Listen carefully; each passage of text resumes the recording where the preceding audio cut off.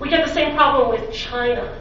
You know, you've all heard, well, if China keeps using coal, then there's no point in trying to cut our emissions. Well, that's probably true to some degree. That said, China's trying to use its coal mostly to give people running water for the first time, whereas I'm using coal-fired electricity to run my computer. Let's see, in the hierarchy of human needs, internet, water, you know. Again, this isn't to say anybody's actions are evil, it's just this question of there is no way to pass the responsibility off. And we tend to even pass it off in our language. Earlier today at the Green Building panel, somebody mentioned that our buildings use 50% of our energy. Well, and that's true, and I appreciate that all the people on that panel are trying to get that energy down. On the other hand, buildings themselves don't decide to use energy very much. The people who actually are in the buildings tend to be the ones who are turning on the air conditioning or deciding to build the 3,800 square foot house instead of the 1,600 square foot house. We sort of try to slap this responsibility thing off as far as we can. The third myth that I'd say is that you have to be somebody different in order to live a sustainable lifestyle. You have to have enough money to buy the solar panels to cut your electric usage, or you have to, it's too hard because you have young kids, or it's too hard because you're older, or it's too hard, you live in the wrong place, but you have to use a lot of this because, this is what you have to drive your car a lot because you live out in the suburbs. And to some degree, these things are true. But a friend of mine, a woman named Pat Meadows, who is not famous except in a tiny little corner of the internet. She's a disabled woman living in rural Pennsylvania whose entire, sort of public life happens over the internet because she can barely leave her house anymore. And what she does at home is use very little energy, and she grows food. And she talks to people about how to do what she does. She runs a list on edible container gardening and tries to help people who don't have any soils be able to grow some of their own food. And she has this great idea, which she calls the theory of anyway. And she said, when you're trying to figure out what you're going to do, what you should be doing ecologically, 95% of the time, what you should be doing are the things to deal with climate change, or to deal with your energy issues, or to deal with the global financial system, are the things that you probably should have been doing anyway. That is, it's the right thing to do. It places the it's the action that is the morally responsible thing. That is, John was talking about the impact of waste in landfills. Well, there are a lot of reasons not to throw everything you have in a landfill. There's the methane issue, there's the water contamination issue, there's all these things. But there's also the simple fact that throwing stuff away is unethical. I mean, these are resources we pulled from the earth. They're limited resources, and we're facing a world where we have a declining quantity of all of these resources, and our kids might want to share them. Most of us right now are using more energy than our parents, our grandparents, our great-grandparents, than any human being that ever came before us. We have the equivalent in sort of energy servants and energy slaves, that is, which is a concept James Kunstler came up with, the idea that our energy essentially allows us to live like people once did when they had slaves or servants.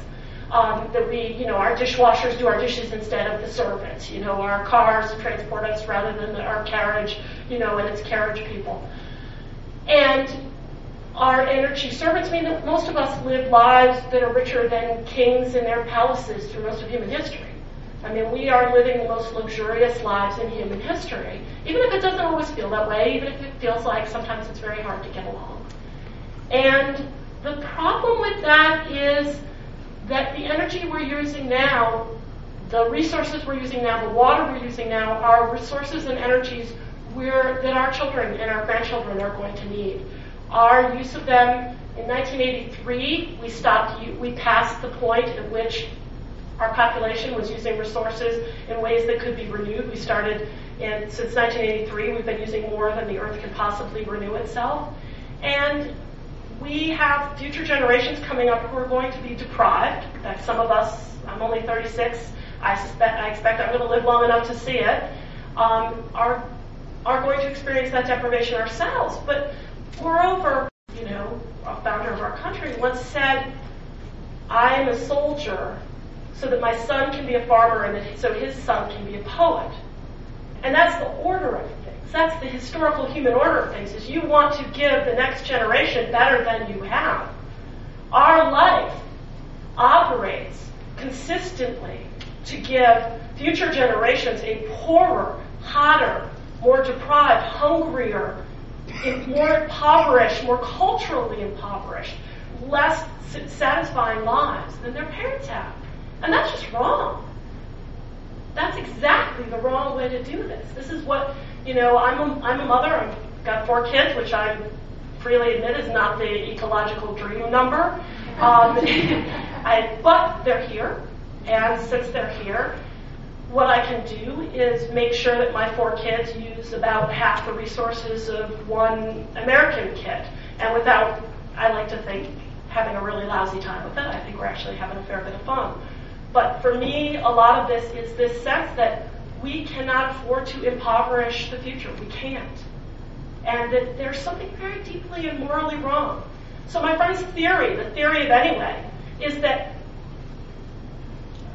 our choices have to be the ones that are the right thing to do anyway, that are the right thing to do because they don't impoverish the future, because they don't impoverish people in other countries, because they don't make our own lives, they don't take away from our own sense of community and our own cultures.